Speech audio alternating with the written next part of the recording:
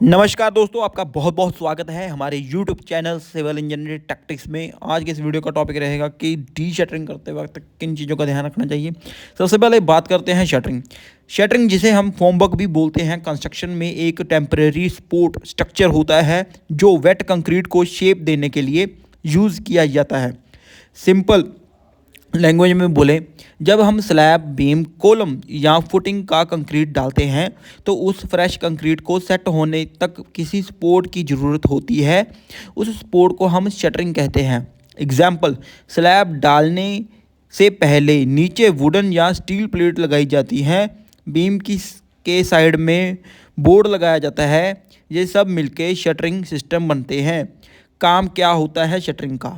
Concrete को proper shape और size देना, कंक्रीट को सपोर्ट देना जब तक वो हार्ड ना हो जाए, सरफेस फिनिश को स्मूथ बनाना।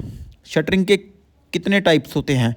Wooden shuttering, steel shuttering, aluminium shuttering और प्लास्टिक शटरिंग। इम्पोर्टेंट बात, अगर शटरिंग स्ट्रॉन्ग नहीं होगी तो कंक्रीट लीक हो सकता है, शेप खराब हो सकती है, कोलैप्स का रिस्क भी होता है। Shuttering formwork.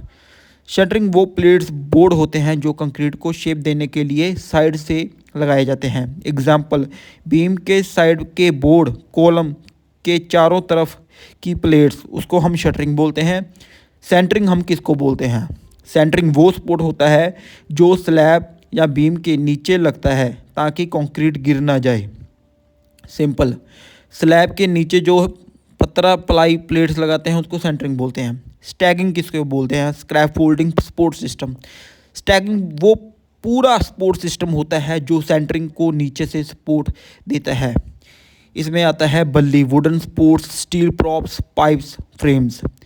अब कास्टिंग के बाद शटरिंग फॉर्मवर्क कब खोलनी चाहिए, ये डिपेंड करता है कि कंक्रीट स्ट्रेंथ, स्पैन और क्यूरिंग पर। मैं आपको साइट वाली प्रैक्टिकल गाइडलाइन क्लियर करता हूँ आगे इस वीडियो में। Shuttering removal time generally rule है एज IS कोड 456 के according. Side shuttering, beam slab जो एज होते हैं वो हम 24 से 48 घंटे के बाद खोलते हैं क्योंकि ये लोड नहीं उठाता, सिर्फ शेप देता है। स्लैब का bottom, centering plus prop, depend on span.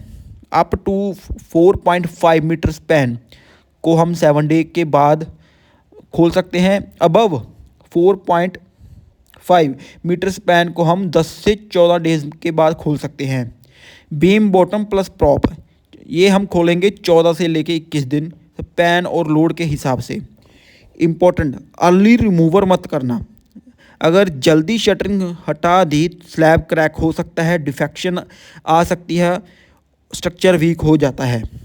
Shuttering खोलते टाइम ध्यान रखने वाले पॉइंट्स: कंक्रीट स्ट्रेंथ चेक करें, कंक्रीट प्रॉपरली हार्ड हो चुका है। नेल या रोड से चेक करो, सॉफ्ट नहीं होना चाहिए। प्रॉपर क्यूरिंग हो, मिनिमम 7 डे क्यूरिंग होना चाहिए। सीमेंट हाइड्रेशन कंप्लीट होना जरूरी है। लोड ना डालो तुरंत। शटरिंग हटाने के स्लैब पर हैवी लोड मत रखो। मटेरियल स्टैकिंग अवॉइड करो। फोर्थ पॉइंट में बात करें, ग्रेजुअल रिमूवल करो, एकदम सब प्रॉप मत हटाओ, स्टेप बाय स्टेप रिमूव करो। 5वां नंबर है सेफ्टी चेक, प्रॉप्स टाइट और स्टेबल हो, रिमूवल के टाइम जर्क ना लगे। रीप्रॉपिंग बहुत इंपॉर्टेंट है, नीचे कुछ प्रॉप छोड़ दो सपोर्ट के लिए, स्पेशली जब ऊपर वाली स्लैब कास्ट करनी हो। और इजी याद रखने के लिए फॉर्मूला है, साइड शटरिंग जो खोलते हैं हम खोलते हैं 1 से 2 दिन के बाद, स्लैब बॉटम की शटरिंग खोलते हैं 7 से 14 दिन के बाद, और बीम की जो शटरिंग खोलते हैं वो खोलते हैं 14 से लेके 21 दिन तक।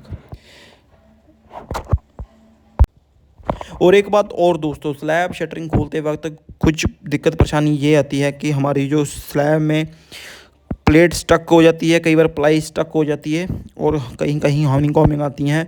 तो ये बिल्कुल प्रैक्टिकल सवाल है और साइट पे ये सब इशू बहुत कॉमन होते हैं।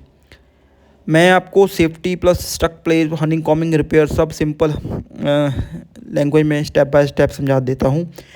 शटरिंग खोलते वक्त safety, basic safety rules, helmet, gloves और सेफ्टी शू मस्ट। एक साथ सारी शटरिंग मत खोलो, ग्रेजुअल रिमूवल करो।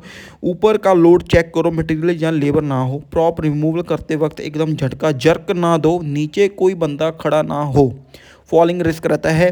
प्लेट्स प्लाई बीम या स्लैब में स्टक हो जाए तो क्या करें। कभी कभी कंक्रीट चिपक जाता है, शटरिंग या ऑयलिंग प्रॉपर नहीं होती।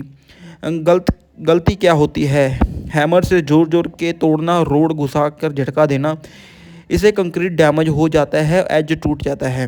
सही तरीका क्या है, लाइट टैपिंग करो, सॉफ्ट हैमर से धीरे धीरे वाइब्रेशन दो, वुडन वेज से यूज़ करो, आयरन रोड सीधा मत घुसाओ, वुडन या प्लास्टिक वेज यूज़ करो। रिलीज एजेंट ऑयल का यूज़ करो नेक्स्ट टाइम शटरिंग में। शटरिंग ऑयल लगाना ज़रूरी है फ्यूचर में। सीक्वेंस फॉलो करो, पहले साइड लूज़ करो फिर बॉटम। अगर शटरिंग निकालते टाइम डैमेज हो जाए, एग्जाम्पल एज टूट गया या कॉर्नर चिप हो गया, तो रिपेयर लूज कंक्रीट को हटाओ, सीमेंट मोटार से पैच करो, प्रॉपर क्यूरिंग करो। अगर कई बार क्या होता है, कई कई जगह पे वाइब्रेटर नहीं लगता, जो क्या होता है हमारे बीम में कहीं कहीं जगह हनीकॉम्बिंग की प्रॉब्लम आती है। हनीकॉम्ब मतलब कंक्रीट में वॉइड्स रह जाते हैं, गैप, खोखला स्ट्रक्चर रहता है। इसका रीज़न है प्रॉपर कंपैक्शन नहीं होता, वाइब्रेशन नहीं दी और शटरिंग लीक हो गई। तो इसमें हम क्या करने हैं, जब इसको रिपेयर करेंगे तो रिपेयर का सही मेथड है, स्टेप लूज मटेरियल को हटाओ, हैमर से वीक कंक्रीट को निकाल दो, सॉलिड सरफेस एक्सपोज करो। और स्टेप 2 है क्लीनिंग, सरफेस को क्लीन करो, डस्ट फ्री करो, वाटर से वॉश करो। स्टेप 3 है बॉन्डिंग, सीमेंट स्लरी या बॉन्डिंग एजेंट लगाओ। 4th स्टेप है फिलिंग, छोटा हनीकॉम्ब सीमेंट मोटार, बड़ा हनीकॉम्ब माइक्रो कंक्रीट और नॉन श्रिंकेज ग्राउट। 5वां स्टेप है क्यूरिंग, मिनिमम 7 डेज क्यूरिंग जरूर करो, इंपॉर्टेंट। अगर हनीकॉम्ब डीप हो, स्टील दिख रहा हो तो स्ट्रक्चर इंजीनियर को दिखाओ, डायरेक्ट रिपेयर मत करो बिना चेक किए। ये इजी याद रखने वाली लाइन, शटरिंग निकालते वक्त जल्दी नहीं, समझदारी चाहिए, वरना रिपेयर का डबल काम आ जाता है और हमारे को लेबर का काफ़ी खर्चा पड़ता है। तो इसीलिए लेबर का खर्चा बचाने के लिए और कई चीज़ों को गलतियों करने से पहले ही हम सावधानी बरतें और इस चीज़ का ध्यान रखें। अगर आपको हमारी वीडियो अच्छी लगती है, हमारी वीडियो को लाइक करें, शेयर करें, चैनल को सब्सक्राइब करें, बेल का आइकॉन दबा दें, ताकि जो हमारी लेटेस्ट वीडियो है वो आपके पास तुरंत से तुरंत पहुंचे। वीडियो देखने के लिए आपका बहुत बहुत धन्यवाद।